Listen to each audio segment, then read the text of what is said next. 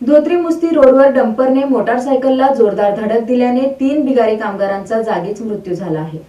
दक्षिण सोलापूर तालुक्यातील धोत्री मुस्ती रोडवर मंगळवारी सकाळी भीषण अपघात झाला।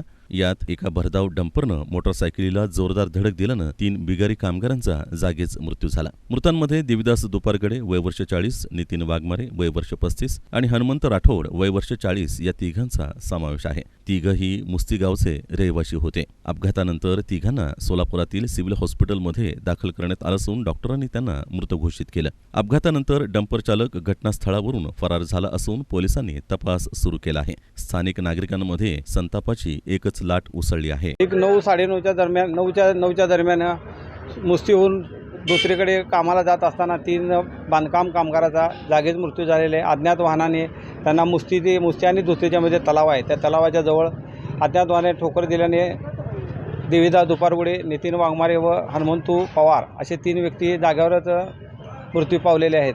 तर त्या रोडवर सतत जड वाहतूक वाहनं, अवैध वाहनाची वाहतूक अशा पद्धतीने सतत ॲक्सिडेंटचं वगैरे प्रमाण तिथं ह्या ठिकाणी वाढत आहे व या घटनेने त्या कुटुंबातील जे कर्ते पुरुष होते हेच ठार झाल्यामुळे त्या घरावर अत्यंत वाईट प्रसंग आलेला आहे। आज आमच्या गावात एका दिवशी तिघांचं दुर्दैवी मृत्यू झालेला आहे।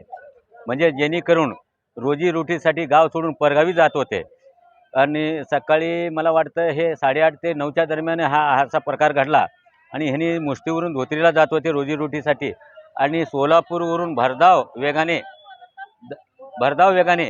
एक डंपर माती भरण्यासाठी जात होता आणि त्या डंपरनी यांना तिघांनाही जाग्यावर उडवले असं आम्हाला समजलं।